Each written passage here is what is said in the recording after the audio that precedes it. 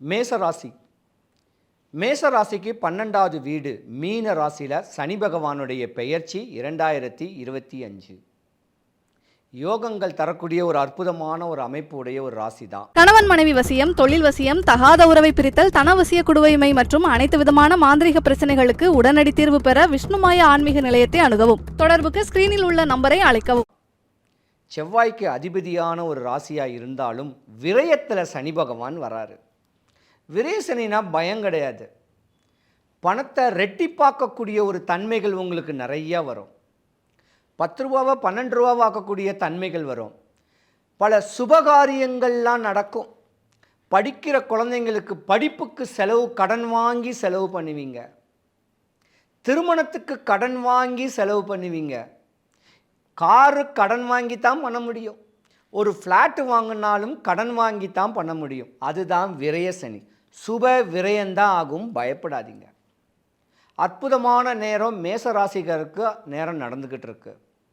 மேசராசியை பொறுத்த வரைக்கும் செவ்வாயோடைய ஆதிபத்தியம் இருக்கிறனால வீடு, நிலம், சொத்து, சுகம், வண்டி, வாகனங்களுக்கு அதிபதியான அமைப்பு கிடைக்கப் போகுது. 2024 வரைக்கும் பட்ட துன்பங்கள், கஷ்டங்கள் எல்லாமே விலகி போகுது. பலவிதமான மாற்றங்கள் ஏற்படக்கூடிய தருணம் ஒன்று. நகை வாங்கிறதுக்கான ஒரு வாய்ப்பும் மேசராசிக்காரர்களுக்கு இருக்குது. தடைப்பட்ட சுபகாரியங்கள் வீட்டில் ஏதாவது நடந்துக்கிட்டு இருந்துச்சுன்னா அதில் ஒரு சுபகாரியம் நடக்கக்கூடிய தன்மையும் உண்டு இந்த மேசராசி அன்பர்களுக்கு. அரசனை போல வாழ போகிறீங்க, அகமகிழ்ந்து வாழ போகிறீங்க. பல ஏமாற்றங்கள், பல தடுமாற்றங்கள், பல கஷ்டங்களை, நஷ்டங்களை அனுபவித்தவங்களுக்கு இந்த சனிப்பெயர்ச்சி 2025 சனிப்பெயர்ச்சி யோகந்தான். எங்கேயாவது ஏமாந்துருப்பீங்க, அந்த காசு வரதுக்கும் ஒரு வாய்ப்பு இருக்குது. நேரங்காலங்கள் கூடி வரக்கூடிய தன்மை மேசராசிக்காரங்களுக்கு அதிகமாகவே இருக்குது. ஆனால் ஜாதகம் உல்டாவாக போணுச்சுன்னா மறுபடியும் காசை கொடுத்து ஏமாறுவீங்க.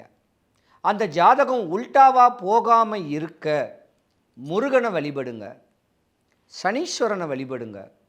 சனீஸ்வரன் பகவானை திருநள்ளாறு போயும் வழிபடலாம். இல்லை, சனீஸ்வரன் பகவானை சென்னைக்கு அருகில் பல்லாவரத்துக்கு பக்கத்தில் பொலிச்செல்லூர் சொல்லக்கூடிய கோயிலில் அற்புதமாக இருப்பார் சனீஸ்வர பகவான், தனி சன்னதி. அங்கே போய் வழிபட்டு வந்தாலும் இனிமே விரயமாகாது. விரயமானதெல்லாம் போதும்.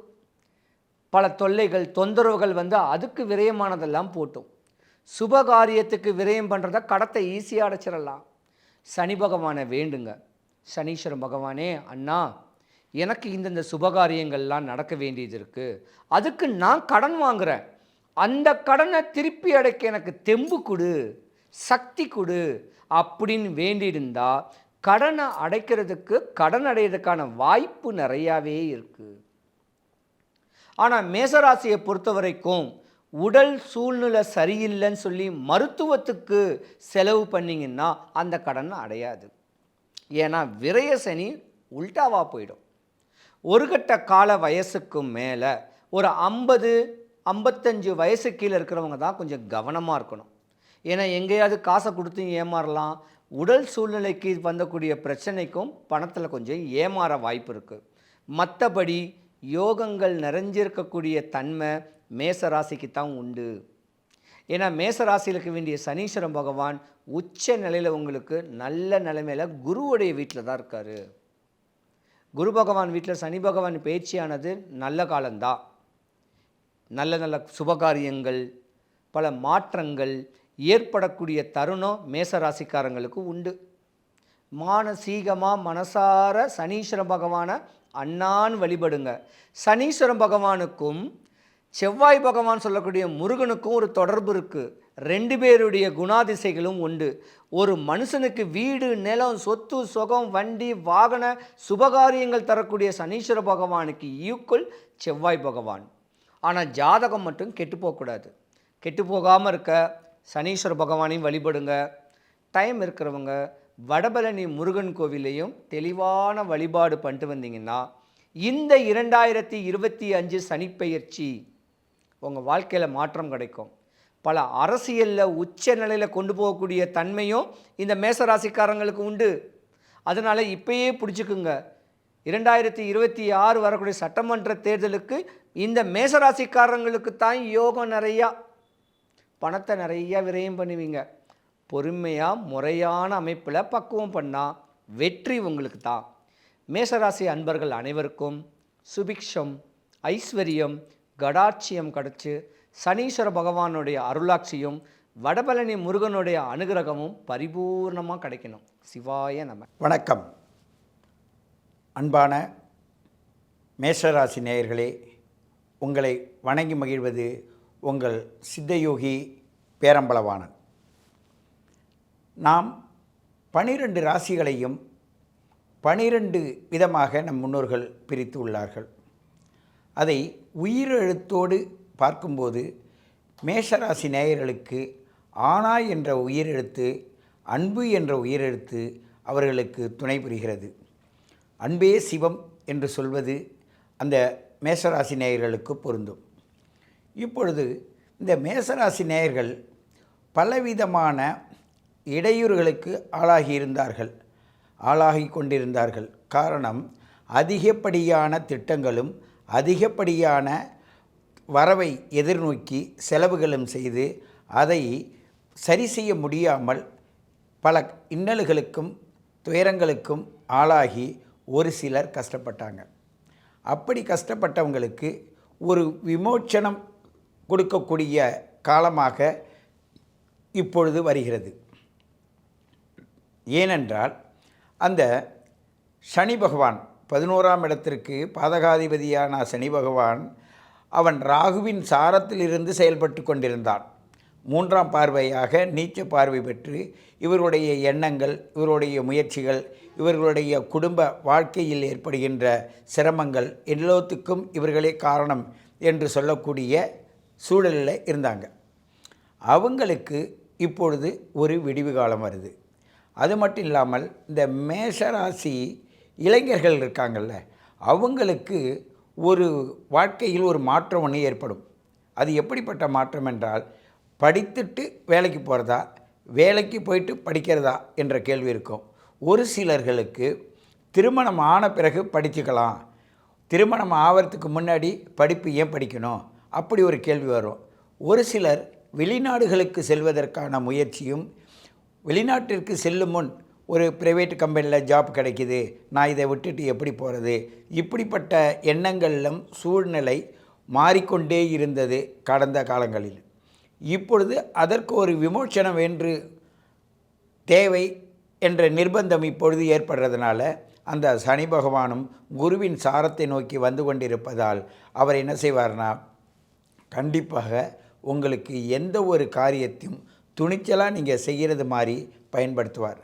அப்படி உங்களை பயன்படுத்துகின்ற பொழுது நீங்கள் என்ன செய்ய வேண்டும் என்றால், மேசராசி நேயர்கள், மேஷ லக்ன நேயர்கள், மேசராசியில் எந்த லக்னமாக இருந்தாலும் அந்த லக்ன அதிபதி மேஷராசியில் வந்து இருந்தாலும் கூட இப்படி தான் பலன் நடக்கும். அவரவர்களுடைய பிறப்பு ஜாதகத்தின் ரகசியத்திற்கு ஏற்பதான் அது நடக்கும். பொதுவாக சொல்கின்ற பலனை வைத்து பலர் சொல்கிறார்கள், ஐயா நீங்கள் சொன்னது எனக்கு அப்படியே பழிச்சதுன்றாங்க.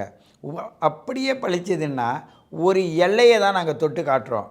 அந்த எல்லைக்குள்ளே உங்களுடைய date of birth, time of birth, place of birth கொடுத்து அதுக்குள்ளே நான் எப்படி செயல்படணும்னு நீங்கள் கேட்டிங்கன்னா தான் 100க்கு 100 சரியான பாதையை நாங்கள் வகுத்து கொடுக்க முடியும். அதை விட்டுட்டு பொதுவான பலன்லேயே சரியாக இருக்குன்னு நீங்கள் முடிவு செய்வது எங்களுக்கு சிறந்ததில்லை, அது உங்களுக்கு சிறந்ததில்லை. இந்த பகவான் சனி பகவான், குரு பகவான், ராகு பகவான், கேது பகவான் இவர்களெல்லாம் தன்னுடைய இடத்திற்கு ஏற்றது போல் அவர்கள் செயல்கள் பட்டாலும் உங்களுடைய பிறப்பின், உங்களுடைய மூதாதையர்கள் வகுத்த அந்த பாதையின்படி தான் நீங்கள் செயல்படுவீர்கள். இருந்தாலும் யார் ஒரு பஸ்ஸு ஒரு ஊர்லேருந்து இன்னொருக்கு போகுதுன்னா யார் வேணுமென்னாலும் அந்த பஸ்ஸில் ஏறலாம். ஆனால் அந்த ஊர் வழியாக போகிறவங்க ஏறினால்தான் அதுக்கு பலன். இப்போது பஸ்ஸு போகுதுன்னு நம்ம ஏறி என்ன பலன்? நாங்கள் பொது பலன் சொல்கிறது எதுக்காக சொல்கிறோன்னா, ஒரு அலாட்டாக நீங்கள் இருக்கணுன்றதுக்காக தான். அதில் மேஷராசி நேயர்கள் எப்படி இருப்பாங்கன்னா, எதையும் வரத்துக்கு முன்னாடி செய்யணும், நான் சொல்கிறது தான் மற்றவங்க கேட்கணும், மற்றவங்களுக்காக நம்மளுடைய எண்ணங்களை பின்வாங்க மாட்டாங்க. வெற்றி காணணும், நல்ல நோக்கத்தை நோக்கி பயணிக்கணும். இதுதான் இவங்களுடைய குணமாகவும் இவங்களுடைய எண்ணமாகவும் இருக்கும். அப்படிப்பட்ட இந்த நேயர்கள் நாம் என்ன நினைக்கிறோம், என்ன செய்கிறோம், என்ன செய்யணும், இப்படி தன்னைத்தானே கேள்வி கேட்டு பயணிக்கும் பொழுது இவர்கள் என்ன செய்ய வேண்டும் என்றால், அருகிலுள்ள முருகன் கோவிலுக்கு சென்று வருவதும் அவர்கள் பறவைகளுக்கு அன்னம் அளிப்பதும் அவர்களுக்கு சிறந்த பலனை தரும். ஏன் முருகன் கோவிலுக்கு செல்ல வேண்டும்? அதுவும் மலையடிவாரத்தில் இருக்கின்ற முருகன், இல்லை மலை மேலே இருக்கிற முருகன். மலையடி வாரத்தில் இருக்கிற முருகனாக இருந்தாலும் சரி, மலைக்கு மேலே இருக்கிற முருகனாக இருந்தாலும் சரி. ஏனென்றால் ஒரு சிலருக்கு கீழே சென்றாலே போதும், ஒரு சிலருக்கு மேலே செல்ல வேண்டும். ஏனென்றால் அவர்களுடைய படிக்கட்டில் அவங்க ஏறுறாங்கல்ல, ஏறும்போது அவங்களுடைய ஹார்ட் பீட் அவங்கள சரி செய்யும், நோய்களிலிருந்து வேணும். முருகன் என்றாவே நோய் தீர்க்கக்கூடிய மருந்து குறைவன் தான் முருகப்பெருமான். அந்த முருகப்பெருமானையே தன்னுடைய ஆத்மார்த்தமான சரீரத்தில் இரத்தமாக மாறி செயல்படுகின்ற ஆற்றல் படைத்த அந்த முருகப்பெருமானையே இவர்கள் சுப்பிரமணியர் என்ற முறையிலும் முருகன் என்ற முறையிலும் இவர்கள் வழிபடுவார்கள். இவருடைய ஆன்மா அதை நோக்கி தான் பயணித்துக்கிட்டே இருக்கும். அப்படி பயணிக்கின்ற அந்த ஆன்மாவிற்கு இந்த மேஷராசி நேயர்கள் 2 விதமாக செயல்படுங்கள். இளைஞர்கள் இருக்காங்கள்ல, அவங்களுக்கு அதிக படிப்பு தேவையில்லை இந்த நேரத்தில்னு தான் நான் சொல்லுவேன். ஏன்னு கேட்டால், அந்த உங்களுக்கு தர்ம கர்மாதிபதி இல்லை 9 10க்கு உடையவன் 10க்கு 11க்கு உடையவன் அந்த சனி பகவான் 12 நோக்கி போகிறதுனால அதிக படித்து நீங்கள் வேலை கிடைக்கலன்னு சொல்கிறத விட கம்மியாக படித்து நல்ல வேலைக்கு போகலாம். வேலைக்கு போன பிறகு நீங்கள் படிக்கலாம். இதுதான் சிறந்த மருந்து இப்பொழுதைக்கு உள்ளது. அதனால் அது உங்களுடைய ஜாதகத்தை வைத்து நீங்கள் பிறந்த முறையை கேட்டு அதன்படி செய்யுங்கள். பொதுவாக சொல்லிட்டாருன்னு நினச்சிட்டு நீங்கள் செயல்படுவது அவ்வளவு சிறப்பை தராது. உங்களுடைய பிறப்பின் ரகசியத்திற்குள் அதிலிருந்து இந்த கோச்சார பலனை எப்படி அனுபவிக்க வேண்டும் என்று பார்த்தால் அப்பொழுதுதான் உங்களுக்கு துல்லியமான சரியான பாதை கிடைக்கும். எனவே மேஷராசி அன்பர்களே, உங்களுடைய பயணத்தை தொடரும்பொழுது எப்படி தொடர வேண்டும் என்றால், உங்களுடைய ஆன்மா மிக சிறப்பானது. அதுவும் இந்த நேரத்தில் உங்களுடைய பயணப்பாதை மிகவும் அற்புதமாக உள்ளது. கிரகங்கள் எல்லாம் அவரவர்கள் சரியில்லாத இடத்திலிருந்து உங்களுக்கு சரி செய்கிறாங்க. அதுதான் இங்கே உள்ள விஷயமே. சரியில்லாத இடத்துல சரி செய்கிற ஒரு சூழ்நிலையை அமைந்து இயற்கை செல்வதால் உங்களுடைய கிரகம் அதுக்கு தகுந்தாற்போல் இருக்கிறதா என்று அதையும் இணைத்து உங்களுக்கான வரலாறை நீங்களே திட்டமிட்டு அதன்படி செயல்பட்டு பாருங்கள். உங்களுக்கு மிகவும் அற்புதமான வாழ்க்கை அமையும். இதுவரையும் இருந்தது போக இனிவரும் காலங்களை நீங்கள் பார்த்து தான் அமைத்து கொள்ள வேண்டுமே தவிர அதை பிரபஞ்சமானது உங்களுக்கு அள்ளி கொடுத்து கொண்டே தான் இருக்கிறது. அதை எப்படி பெற வேண்டும், என்னுடைய பிறவியின் ரகசியப்படி நான் எப்படி பெற வேண்டும் என்று கேட்டு நீங்கள் அதன் வழியில் ஒரு குரு பார்வையின் குருவினுடைய உபதேசத்தின் மூலமாக மேஷராசி நேயர்கள், மேஷ லக்னம், மேஷத்தில் எந்த லக்னமாக இருந்தாலும் அந்த லக்னாதிபதி மேஷத்தில் வந்திருந்தால் அவர்கள் இதை கவனித்தால் உங்களுக்கு அற்புதமான யோகத்தை அமைத்து கொள்வதற்கான இந்த காலத்தை நழுவ விடாதீர்கள் என்று கேட்டுக்கொண்டு உங்களை மீண்டும் சந்திக்கிறேன். உங்கள் சித்தயோகி பேரம்பலவாணன். வணக்கம். மேஷ ராசிக்காரர்களுக்கு 2025 ஜனவரி மாதம், முதல் மாதம் என்று சொல்லப்படுகிற ஜனவரி மாதம், இந்த 2025 புத்தாண்டு, ஆங்கில புத்தாண்டுக்கு எத்தகைய ஒரு மாதமாக, பலாபலன்கள் நிறைந்த ஒரு மாதமாக மேஷராசிக்காரர்களுக்கு இருக்க போகிறது என்பதை நாம சற்று டீட்டெயிலாக பார்க்க போகிறோம். அதற்கு முன்னாடி நம்மளோட சேனல் ஃபஸ்ட் டைம் வரவங்க மறக்காமல் சப்ஸ்கிரைப் பண்ணுங்கள். உங்களுக்கு பிடித்த வீடியோஸு, கருத்துள்ள வீடியோஸ் உங்கள் ஃப்ரெண்ட்ஸ் அண்ட் ரிலேட்டிவ்ஸ்க்கு ஷேர் பண்ணுங்கள். இப்போ பார்த்தீங்கன்னா மேஷ ராசிக்காரர்களுக்கு இந்த ஆண்டு தொடக்கத்தில் எப்படி ஒரு கிரக அமைப்பு இருக்குன்னா, குரு 2ஆம் இடத்திலே நீடித்திருக்கிறார். அதே சமயத்தில் சனி 11ஆம் இடம் லாபஸ்தானத்தில் கடந்த 1.25 வருஷமாக இருப்பவர் இன்னுமே பார்த்தீங்கன்னா இன்னொரு 3-4 மாதம் இருக்கக்கூடிய அமைப்பு இருக்குது. அதே அந்த தொடர்ச்சியாக 11ஆம் இடம்ங்கிற லாபஸ்தானத்தில் சனியும் இருக்கிறார். அதே சமயத்தில் ராகு 12ஆம் இடத்திலும் கேது 6ஆம் இடத்திலும் குருவின் பார்வை பெற்றிருக்கிறார். இந்த ஆண்டு கிரகத்தின் கிரக அமைப்புகளில் எந்தவித பயிற்சியோ எந்தவித மாற்றமோ நம்ம ஜனவரி மாதம் பார்க்க போறதில்லை. ஸோ அப்படி இருக்கும்போது மாத கிரகம் என்று சொல்லப்படுகிற சூரியன், செவ்வாய், சுக்கிரன், புதன் எத்தகைய ஒரு பெயர்ச்சிகள் பெறுகிறது, அது எந்த ஒரு தாக்கத்தை கொடுக்குதுன்னு பார்த்தா, ராசி அதிபதி மேஷத் ராசியோட அதிபதியாகிய செவ்வாய் 4ஆம் இடத்திலேயே கடகத்துல நீச்சம் பெற்று பெரும்பாலான நாட்கள் ஜனவரி மாதத்தோட கிட்டத்தட்ட 28 நாட்கள் கடகத்திலே நீச்சமா இருக்கிறார். என்னதார் நீச்சமா, ராசி அதிபதி நீச்சமா இருந்தா கொஞ்சம் ஒரு மாதிரி இருக்குமே அப்படிங்கிறதுல உங்களுடைய மைண்ட் வாய்ஸ் நமக்கு புரியுது. கொஞ்சம் அந்த அளவுக்கு பயப்பட வேண்டியதில்லை. ஏன்னா அது 4ஆம் இடத்திலிருந்து அதுக்கு பிடித்த கடகத்திலிருந்து நீச்சம் பெற்றாலும் வலிமை குறைந்தாலும் சில எதிர்பார்ப்புகளை ஜாதகர்களுக்கு கொடுக்குமே தவிர பெரிய பாதிப்புகளை கொடுக்காது. அதாவது இது நடக்குமோ நடக்காதா அப்படிங்கிற ஒரு சந்தேகம், கொஞ்சம் கிளாரிட்டி அப்பப்போ மிஸ் ஆகி கொஞ்சம் செல்ஃப் கான்ஃபிடன்ஸ் குறையிறதும், கொஞ்சம் சேசிங் மென்டாலிட்டியில் இருக்கக்கூடிய அமைப்புகளும், எதுவுமே கைக்கு வந்தது கைக்கு ஒன்று வரவில்லையே அப்படிங்கிற மாதிரி ஒரு சில அமைப்புகளை கொடுக்குமே ஒழிய நம்ம ஒரு இக்கட்டான ஒரு சூழ்நிலை கொடுக்கக்கூடிய அமைப்புகள் கோச்சார அடிப்படையில் மேஷராசிகள் கிடையாதுங்கிறது நீங்கள் தெரிஞ்சுக்கணும். அதே சமயத்தில் புதன் கொஞ்சம் சிக்கலான பிரச்சனைக்குரிய ஒரு கிரகமாகிய புதன் மேஷராசிக்காரர்களுக்கு மட்டுமே புதன் கொஞ்சம் 3க்கும் 6 ராசி அதிபதி ஆகிய செவ்வாய்க்கு கொஞ்சம் நட்பு இல்லாத கிரகமாகவும் இருப்பதனால அதோட பயிற்சி ரொம்ப முக்கியம். அவர் பார்த்தீங்கன்னா 8ஆம் இடத்திலேயே இருந்தாலும் 6ஆம் வீட்டு அதிபதி 8ல் இருக்கிறது கொஞ்சம் ரிஸ்கான விஷயமாக இருந்தாலும் குருவின் பார்வை பெறுவதனால் என்ன ஆகும்னா கொஞ்சம் கேஷ் ஃப்ளோ, எதிர்பாராத சில பண வரவுகள், எதிர்பார்க்காத சில முதலீடுகள் போட்டது பிற்காலத்தில் போட்டது முதல்ல போட்டது ஒரு அமௌண்ட் நல்லா கிடைக்கிறது, லாட்ரி அடிக்கிறது, சில பேர்த்து மூலமாக வரக்கூடிய பணம், வரவேண்டிய பணம், நம்மளால வராத பணம்லாம் கைக்கு சேர்றதுங்கிற மாதிரி சில நல்ல பலன்கள் 6ஆம் இடத்து 8ஆம் இடத்து நல்ல பலன்களை பெறக்கூடிய அமைப்புல புதன் இருக்கிறது ஒரு சிறப்பான அம்சம். ஸோ அதுக்கப்புறம் பார்த்தீங்கன்னா சுக்கிரன் கிரகம் பார்த்தீங்கன்னா தனஸ்தானாதிபதியாக வருகிறார் மேஷராசிக்கு. அந்த சுக்கிரன் மாதம் கிட்டத்தட்ட பார்த்தீங்கன்னா ஒரு 24 நாட்கள் 11ஆம் இடத்திலேயே நீடித்திருக்கிறார். ஸோ 3 வாரத்துக்கு 11ஆம் இடத்துல லாபஸ்தானத்துல தனஸ்தானாதிபதி இருந்து ராஜயோகாதிபதி என்று சொல்லாமல், அதாவது 10க்கும் 9க்கும் 10க்கும் 11க்கும் உடைய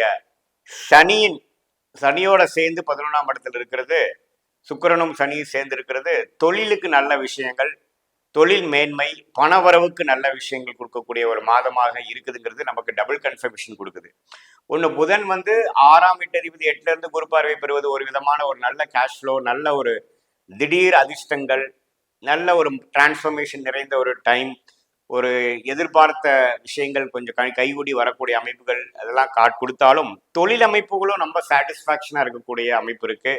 குறிப்பாக பார்த்தீங்கன்னா ஒரு 25, 30, 35 வயசுல இருக்கிறவங்களா இருந்தாலும் சரி, ஒரு 45, 50 மிடில் ஏஜில் இருக்கக்கூடிய மேஷராசிக்காரர்களாக தொழிலில் இருக்கக்கூடியவங்களுக்கு இதுவரை போன வருடம் கடைசியிலேருந்து போட்ட முயற்சிக்கு ஒரு நல்ல தக்க பலம் குறிப்பாக இந்த தை மாதம் பிறந்ததுக்கு அப்புறம் ஜனவரி 15ஆம் தேதியிலேருந்து 14, 15ஆம் தேதியிலேருந்து பிறக்கக்கூடிய தை மாசத்துல இருந்து உன்னமே நல்ல பலன்களை பெறக்கூடிய அமைப்பு மேஷராசிக்காரர்களுக்கு தொழில் ரீதியாகவும் தனப்புழக்காட்டம் ரீதியாகவும் நல்லா இருக்குங்க. மாணவ செல்வங்களுக்கு பார்த்தீங்கன்னா குருவின் பார்வை புதனுக்கு இருக்கிறதுனால நல்ல புத்திசாலித்தனமாக படித்தது நல்லா கிரகிச்சுக்கிறது நல்லா வெளிப்படுத்துறதுங்கிற மாதிரி ஒரு அருமையான ஒரு காலகட்டத்தை நிறந்த ஒரு அமைப்பு புதனும் கொடுக்குறார். சுக்கிரனும் பார்த்தீங்கன்னா நான் இப்போ சொன்ன 11ஆம் இட லாபஸ்தானத்தில் சனியோட சேர்ந்து தொழில் ஸ்தானாதிபதியோட சேர்ந்து லாபஸ்தானத்தில் இருக்கக்கூடிய சுக்கிரன் ஒரு அருமையான திருப்தியான ஒரு அமைப்பு எல்லா வயதினருக்கும் கொடுக்கக்கூடிய அமைப்புகள் உண்டு. அதே சமயத்தில் இப்போ பார்த்தீங்கன்னா சூரியன் மேஷராசிக்கு மிகவும் முக்கியமான கிரகம், ராஜயோகாதிபதியாக வருகிறார். நன்மை கொடுக்கக்கூடிய ஒரு பலமான ஒரு கிரகமாக வருகிறார். அவர் பார்த்தீங்கன்னா கரெக்டாக ஜனவரி 14ஆம் தேதி தை மாதம் பிறந்ததுக்கு அப்புறம் மகரத்துக்குள்ள 10ஆம் வீடு என்று சொல்லப்படுகிற 10ஆம் இடத்துக்கு வருகிறார். நல்ல ஒரு தொழில் ஸ்தானத்துல சூரியன் நல்ல ஒரு தொழில் மேன்மையை கொடுக்கிறார். ஒரு இம்ப்ரூவ்மெண்ட் பெறக்கூடிய அமைப்புகள், ஒரு வேலையில 3 வருஷமா ஒரு ஸ்டாக்னண்டா இருக்குங்கிற இடத்துல ஒரு ப்ரொமோஷன் ஆகக்கூடிய அமைப்புகள் ஜனவரி மாசத்துல, குறிப்பா தை மாசம் பிறந்ததுக்கு அப்புறம் மேஷ ராசிக்காரர்களுக்கு பரிபூர்ணமாக கிடைக்கக்கூடிய அமைப்புகள் உண்டு.